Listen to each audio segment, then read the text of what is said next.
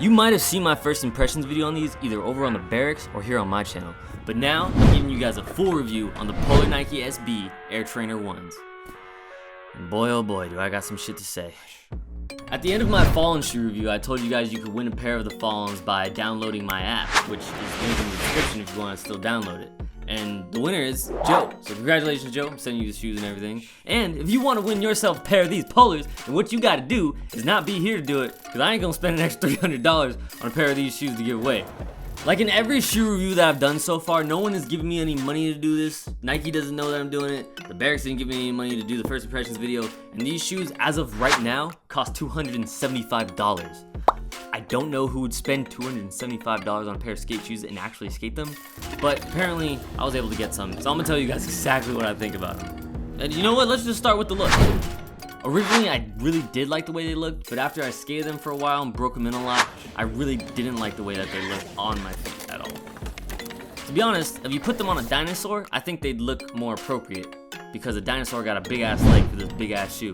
The thing that turned me off about the look of these shoes the most is that over time, this part of where you do your kickflips on the midsole outsole is just completely missing. So when I would be looking down to do a kickflip or anything, I felt like there was just a big chunk of the shoe just gone. Because the inside outsole midsole continues all the way around the toe until it gets to that point where it just breaks off and is just missing a piece. So I feel like if the inside of the shoe matched the outside of the shoe, then it would have a lot more balanced feeling, and I wouldn't feel like a big chunk of the shoe is missing every time I go to do a kickflip. Since we're on the topic of flicking tricks, let's go ahead and just talk about how these flick.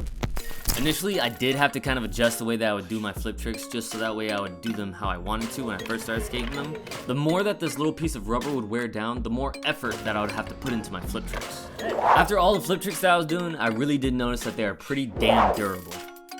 After the first impressions video, I've given these shoes a little bit over a solid week of skating them, and the seams are just now starting to rip, and the Nike swoosh is just starting to rip off. But the only thing that I am sad about is that this polar strap has a piece of it already fallen off. So I feel like eventually this whole polar word is gonna just turn into pole. It's gonna be a pole NIKE SB AIRTRAINER 1. Other than that, they're pretty damn durable. So yeah, of course there's some bad things about these, but you know what? There's also some good things about the polars, and my favorite thing is how they handled impact. It seems like all the shoes that have a midsole or outsole that has some type of foam in it helps a lot with the impact protection, because these insoles themselves are pretty much garbage, and this thing helped a little bit, but for the most part, I think all the protection came from this midsole. So the impact protection on these is pretty good, but if you do want a little bit of extra support, I left an affiliate link down below to the gel insoles that I use all the time. They're like $12 or $13, so they're pretty cheap and they do help. When it comes to the tread on these shoes, they don't really measure up to a traditional Nike skate shoe, because usually every Nike shoe that I skate has really good grip whenever I push off the ground. They don't make that squeaky noise, but they are not as grippy. Let's just go ahead and do a recap real quick. In my opinion, these shoes look real fresh, real nice right out the box, but after you wear them down, I don't like the way that they look anymore. And the flick kind of wears off kind of quick, and you kind of gotta adjust the way you do your flip tricks, which is probably like every skate shoe, but I just noticed it more with these. And the good thing about it is the impact protection on them is really good, and the durability is actually top notch. So let's go ahead and just test out that durability thing a little bit more. Transition!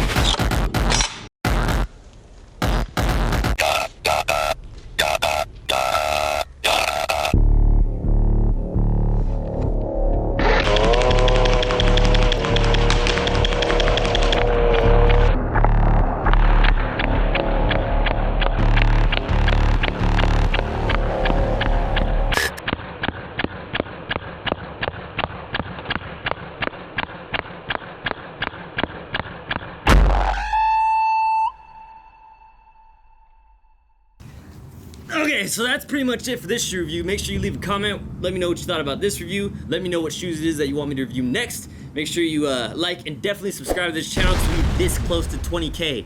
This close. We're so close. Hit that subscribe button. Let's go. We right there. 6 a.m. merch link in the description. That's where you get up and you go do what you do. 6 a.m. is just when I get up. It's the time for me to get up, but whenever you get up, you get up. Shoe drop. Shoe slap. That wasn't a drop. Oh, like a slap. Like over the head slap. Haha, over the head slap. I'm ridiculous. I love everything. Fire spreading all around my room. My world's so bright, it's hard to breathe, but that's alright. Hush.